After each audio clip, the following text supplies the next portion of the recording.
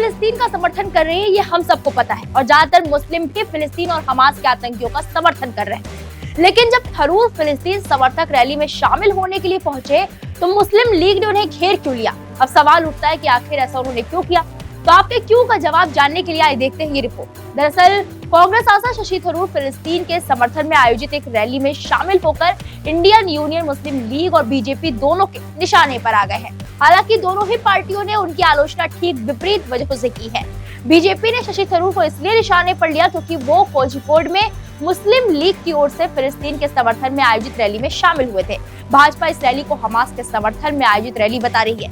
कोझिकोड में आयोजित इस रैली में मुस्लिम लीग समर्थक हजारों लोग पहुंचे थे। केरल के बीजेपी अध्यक्ष के सुरेंद्रन का आरोप है कि फिलिस्तीन और इजराइल के बीच चल रहे संघर्ष को राज्य में सांप्रदायिक तनाव बढ़ाने के लिए इस्तेमाल किया जा रहा है। उन्होंने तिरुवनंतपुरम में आयोजित एक प्रेस कॉन्फ्रेंस में आरोप लगाया। कोझिकोड में आयोजित IUML की रैली हमास के समर्थन में थी और उसमें पूरे कार्यक्रम के दौरान देश विरोधी नारे लगाए गए। भाजपा नेता के मुताबिक UN के पूर्व राजनयिक होने के नाते उस रैली में थरूर की भागीदारी भारत के स्थापित स्टैंड के खिलाफ जाता है। सुरेंद्र ने दावा किया है थरूर लोकसभा चुनाव से पहले सांप्रदायिक ताकतों से वोट हासिल करने के लिए इसमें शामिल हुए और हमास के समर्थन को देशद्रोह बताया, क्योंकि उनके अनुसार ये भारत विरोधी ताकतों को समर्थन देता है। अब ये साफ हो गया है कि वो वोट चाहते हैं, शांति नहीं। वहीं बीजेपी नेता मुस्लिम लीग के वरिष्ठ नेता और विधायक MK मुनीर पर भी हमास के आतंकियों की तुलना सुभाष चंद्र बोस और भगत सिंह जैसे आजादी के नायकों से करने का आरोप लगाया।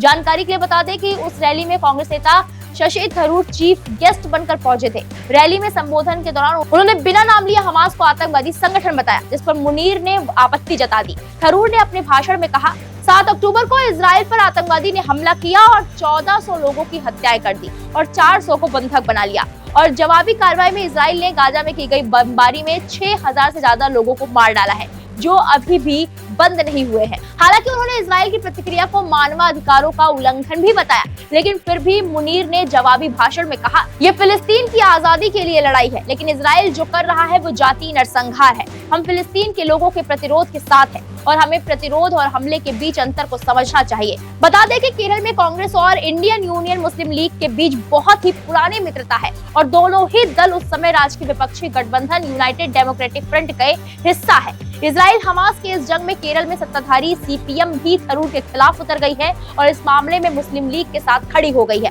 पार्टी का कहना है कि थरूर के भाषण से लगता है कि वो इजराइल के पक्ष में था और उसे आतंकी राष्ट्र के रूप में पहचानने में नाकाम रहे हैं। इस मामले को लेकर थरूर सोशल मीडिया पर भी आतंकी संगठन हमास समर्थकों के निशाने पर है, जिसको लेकर उन्होंने सफाई दी है कि उनके भाषण के एक वाक्य को संदर्भ से बाहर दिखाया जा रहा है। ये रैली मुस्लिम लीग ने इजराइल की ओर से गाजा पर हो रहे हमले के खिलाफ एकजुटता दिखाने के लिए आयोजित की थी। इस खबर पर आपकी क्या राय है? कमेंट बॉक्स में जाकर जरूर बताएं।